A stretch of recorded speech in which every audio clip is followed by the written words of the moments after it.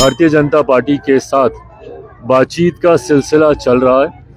उम्मीद करते हैं कि जो सीट हम लोग चाहते हैं वो हम लोगों को मिले, ताकि जो जीत की श्रृंखला है 100% स्ट्राइक रेट की हमारी पार्टी की, उसको हम लोग दिल्ली में भी बरकरार रखें। तेजस्वी यादव कह रहे हैं कि सिर्फ लोकसभा के लिए था वो हमारा। अब तो ये तथाकथित इंडिया अलायंस अब है कि भी नहीं है, अब ये भी नहीं पता। बीएससी परीक्षा और ये छात्रों का जो बवाल है, एक स्पष्टता लोग चाह रहे हैं, छात्र खास करके विरोध तो हो रहा है। आपको क्या लगता है कि परीक्षा रद्द देखिए, ये होगी? कार्यक्रम कुछ ऐसा खास नहीं। नववर्ष के बाद पहली बार हाजीपुर आए हैं। अलग अलग स्थानों पर कहीं पे इस दौरान दुखद घटनाएं घटी हैं। उन तमाम परिजनों से हम लोग मिलने गए। मेरे पिताजी की प्रतिमा पर आकर आज उनको भी नमन किया।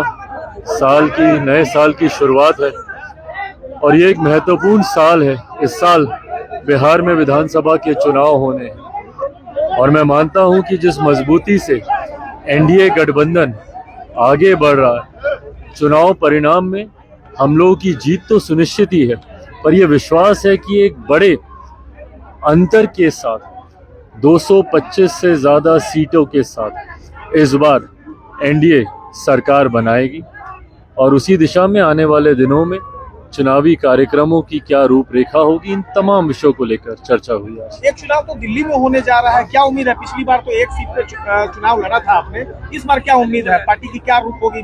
दिल्ली में हम लोगों ने गठबंधन के तहत चुनाव नहीं लड़ा।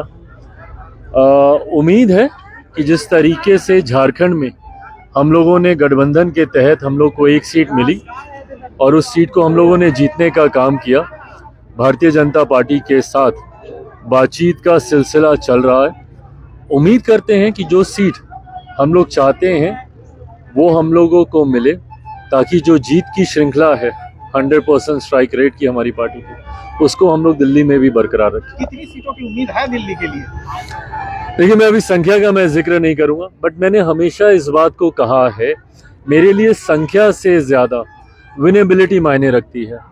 मैं सिर्फ दिखाने के लिए कि हम लोग 4 सीट 5 सीट 10 सीट पे हम लोग चुनाव लड़ रहे हैं, मैं कतई वो नहीं लूँगा।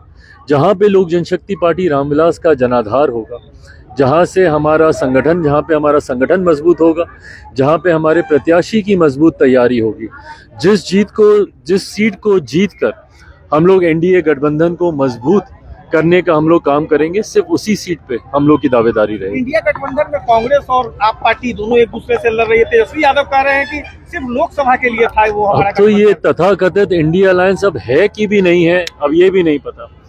इनके खुद के नेता अब कहने लग गए हैं कि सिर्फ लोकसभा तक ये इंडिया अलायंस था।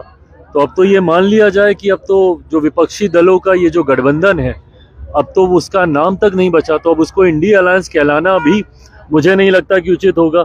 एक ऐसा महत्वाकांक्षी दलों का ये गठबंधन है जहां पर एक दूसरे की काट के लिए ही ये लोग तैयार रहते हैं। इन्हें किसी बाहर वाले की जरूरत नहीं है, आपस में ही ये लोग काफी हैं।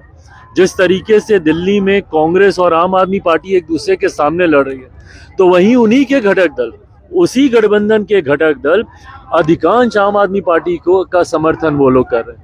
तो ऐसे में कांग्रेस जिस तरीके से पूर्णतः अलग थलग पड़ी हुई है इस गठबंधन में, ये दर्शाता है कि कांग्रेस का नेतृत्व देश की जनता तो बहुत पहले ही नकार चुकी है, बट उनके खुद के गठबंधन के घटक दल अब उनका नेतृत्व स्वीकार करने के लिए तैयार नहीं है। एक आखिरी सवाल, बीपीएससी परीक्षा और ये छात्रों का जो बवाल है, एक स्पष्टता लोग चाह रहे हैं, छात्र खास करके विरोध तो हो रहा है। आपको क्या लगता है कि परीक्षा रद्द होनी चाहिए? ये चिंता का विषय है और इसको लेकर मैं, मेरी पार्टी और हमारा गठबंधन और हमारी सरकार, इसके ऊपर लगातार चिंतन और मंथन किया जा रहा है। मैं ज़रूर छात्रों को विश्वास दिलाता हूं कि किसी के साथ भी कोई अन्याय नहीं होगा।